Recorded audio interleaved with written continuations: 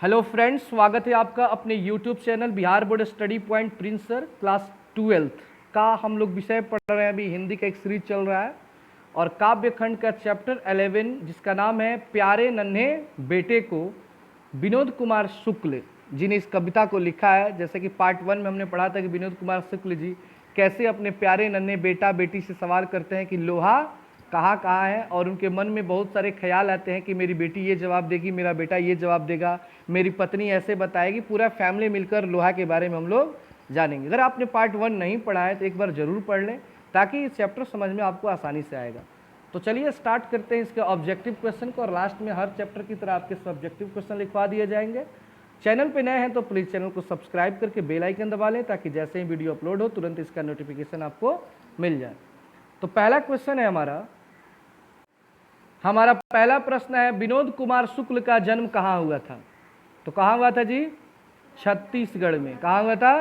यहाँ पे mistake sensor में उत्तर प्रदेश दे दिया गया, लेकिन आप लोग क्या करेंगे? छत्तीसगढ़ में। अगला प्रश्न है, विनोद कुमार शुक्ल का जन्म कब हुआ था?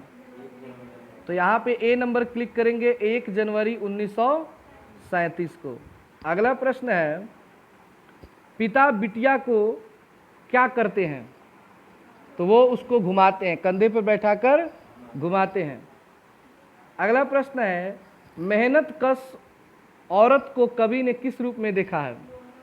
तो मेहनत कश औरत को कवि ने लोहा के रूप में देखा है। तो ऑप्शन नंबर बी सही होगा, लोहा के रूप में। अगला प्रश्न है, प्यारे नन्हे बेटे को कविता में लोहा किसका प्रतीक है? तो लोहा प्रतीक है कर्म का। किसका? कर्म का। जैसे कि मनुष्य है तो बार बार कहा जा रहा है कि औरत भी लोहा है, एक पुरुष भी लोहा है, कब? जो वो मेहनत करता है तब। पत्नी बिटिया को क्या करती है? तो समझाती है। क्या करती है? समझाती है। अगला प्रश्न है, रघुवीर सहाय स्मृति पुरस्कार विनोद कुमार शुक्ल को कब प्रदान किया गया?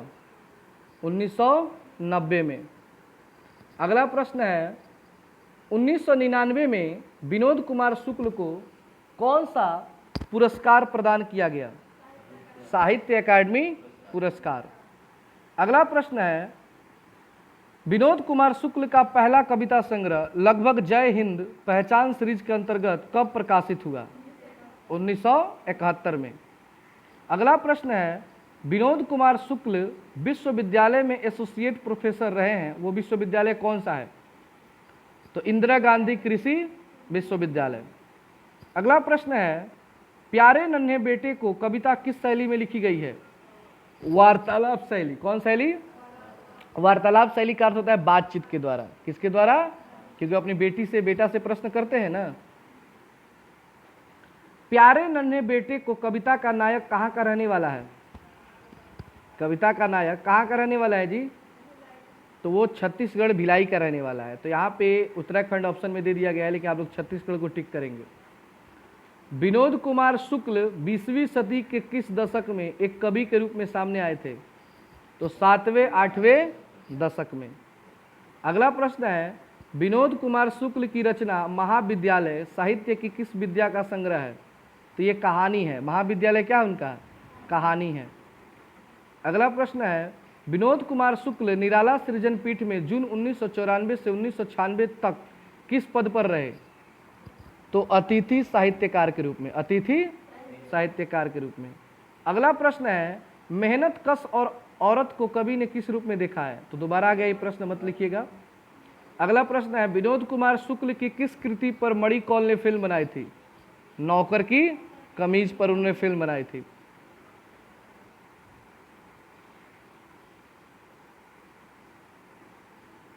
अब आप लोग चलिए इसके सब्जेक्टिव क्वेश्चन जो आपकी किताब में दिए हैं उसको नोट कर लेंगे।